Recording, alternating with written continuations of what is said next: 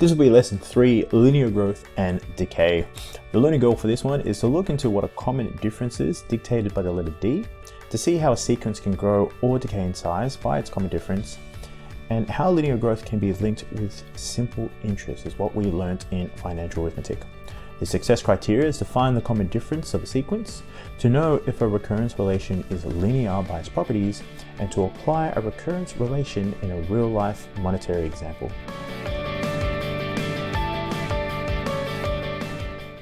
So with linear growth and decay, recurrence relations can be used in many real-life situations where the growth or decay is linear.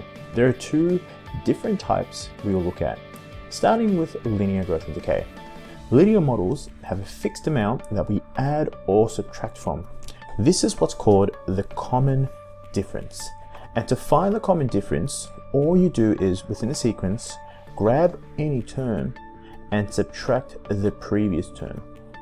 And this can be dictated in the sequence form of v of n plus 1 take away v of n. So get any term and take away its previous term. So in this case, we're going to find the common difference for these two sequences right here. Now, intuitively, we know that this is going up by a certain amount, and it is 5. But to see that this works, we'll take any term, let's take, say, 18, and subtract the previous term, which is 13, and this will give us 5. And just to make sure, let's try 13 take away 8. So its term take away its previous term. Again, we get 5. So in this case, a common difference, D is equal to 5. Very simple. B, this is the way we can get negatives that are involved. Let's take any term, negative 10, take away minus 7. Now, minus 10 take away minus 7, two positives turn into a plus. So minus 10 plus 7 in this case is negative 3. Double check this on your calculator. I know some of you can get confused with negative numbers. Negative 7 take away negative 4. So this term take away its previous term. These two turn into a positive. So negative 7 plus 4 again is negative 3.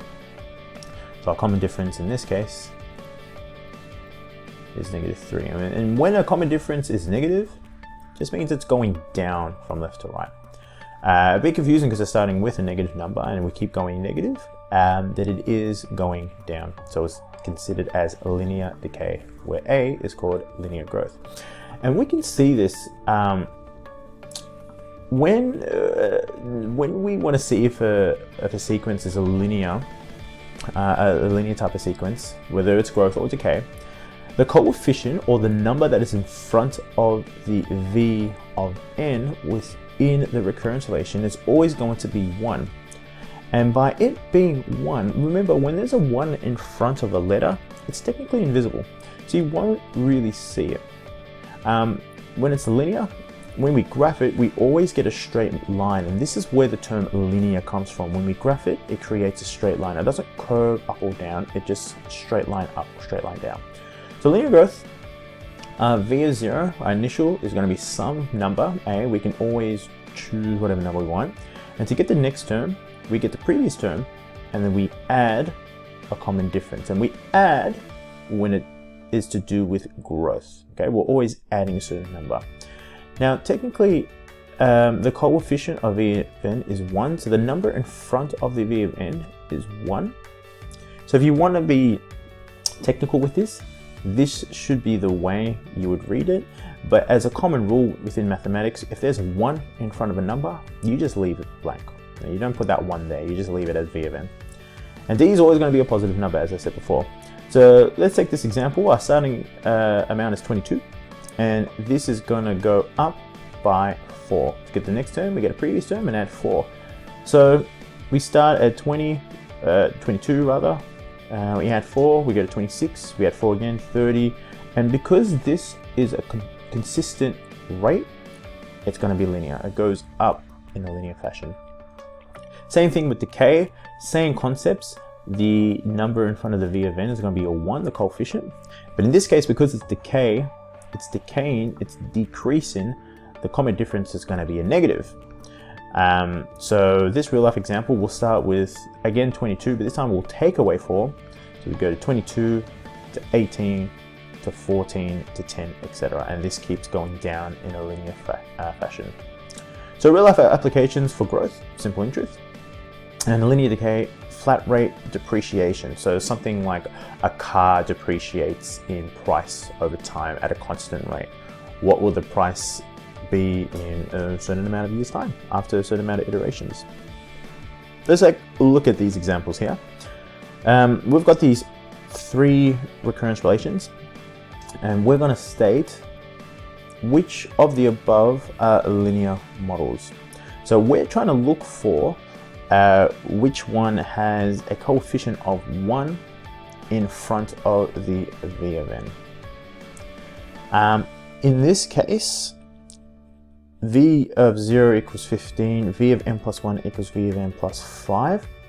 Because there's a 1 in front of the V of n, or technically there should be a 1, V of 0 equals 15 and V of n plus 1 equals V of n plus 5. This is a linear model. This one here is not linear, and the reason why is because the coefficient in front of the V of n is 2. It's different to 1. And because this is going to be multiplied, this won't make a linear model. But this one here is linear because, again, it's a decay, but the coefficient in front of the V of n is 1. So in this case, this here is also linear. We're going to state the common difference between both of them where applicable, so obviously only these two. So the common difference of the first one is just 5 because it's going up by 5, and the common difference for this one is -5. It's going down, it's decaying.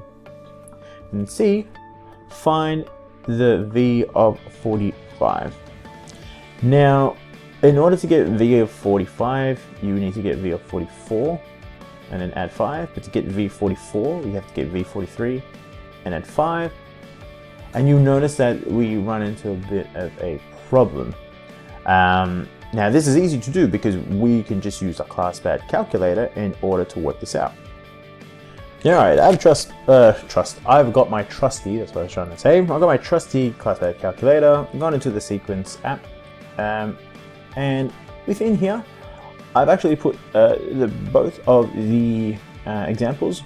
Remember, it's A of n plus 5 because we're adding 5 and we just use A of n because it's the first one there.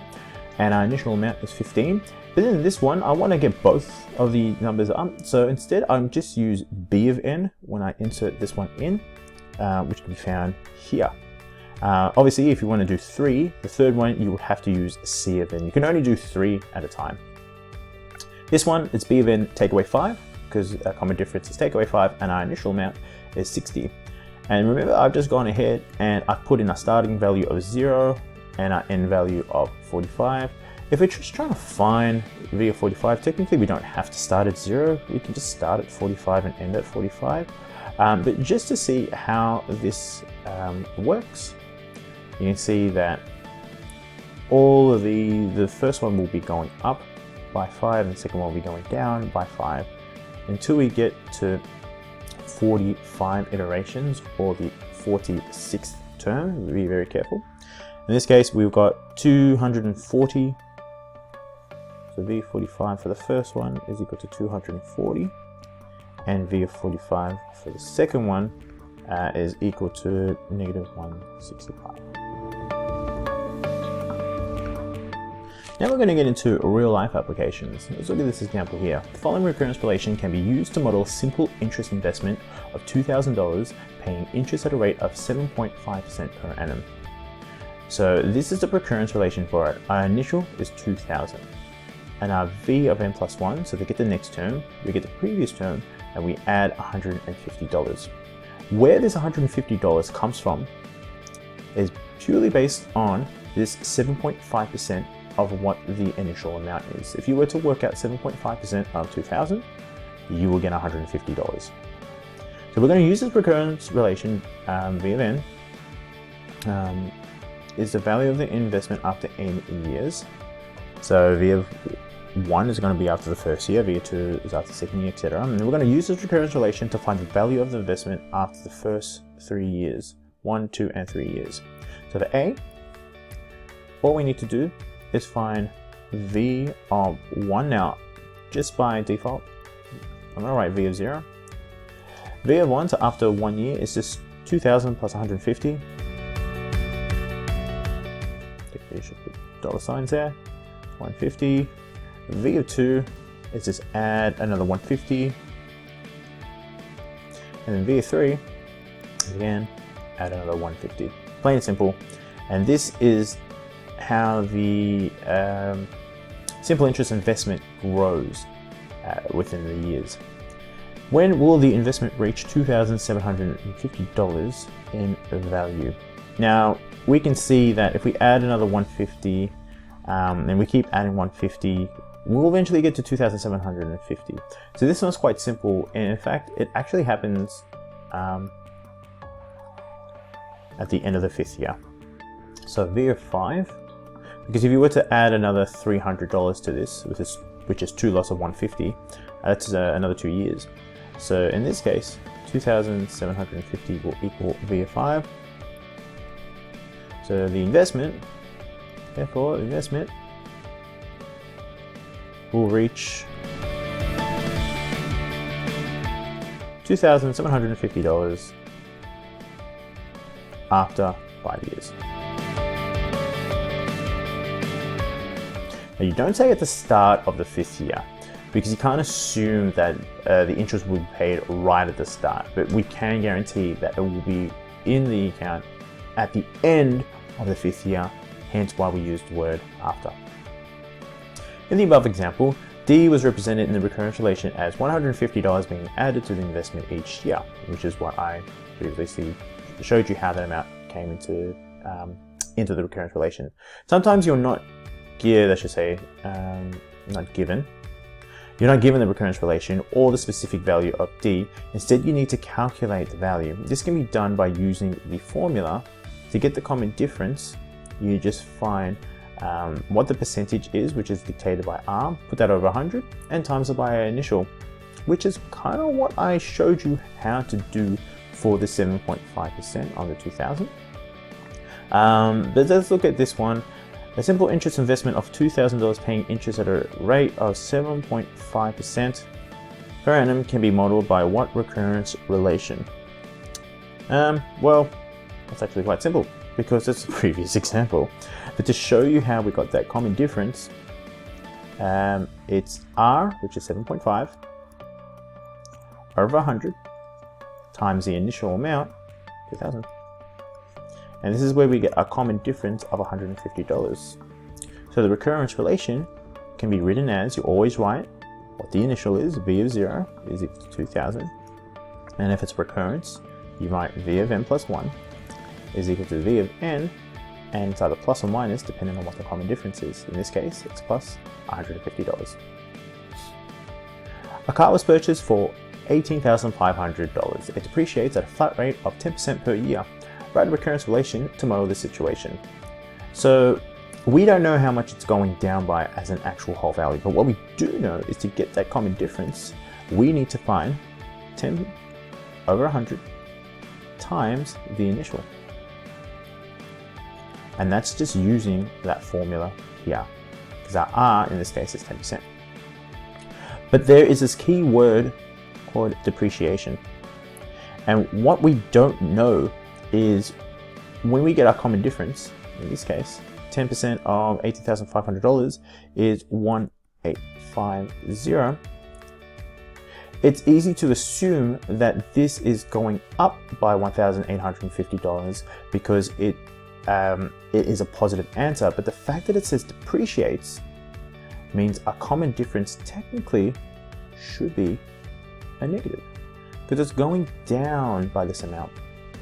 So in this case, to write a recurrence relation, our V of 0 is 18,500, and to get the next term, V of n plus 1, we get our previous term, V of n, and we subtract $1,850. Okay, it's a depreciation, so we've got to make sure we put that subtraction there. For B, use the recurrence relation to find the value of the car after 1, 2, and 3 years. We just go ahead and find V of 1, V of 2, and V of 3. And all we're doing is just subtracting $1,850 accordingly.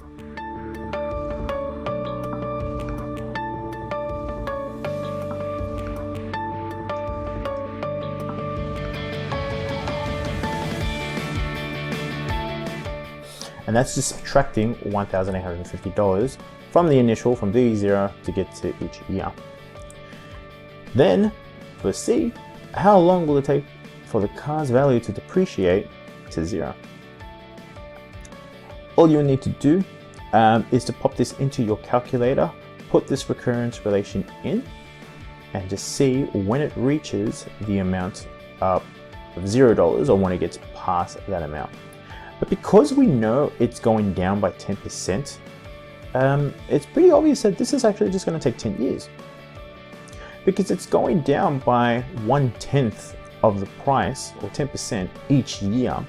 So after the next year will be 2/10, after the next year will be 3/10. So after 10 years, which is 10/10, that's the whole amount. So V of 0 is equal to, V of 10 rather, is equal to $0. So it will take 10 years. So therefore, it will take 10 years. And that's it for this lesson 3. Go ahead, check your log sheet to see which questions you need to do. And there is a worksheet that is attached to this as well. So make sure you do both the exercise work from 8H and the worksheet. I'll see you in the next video. Bye-bye.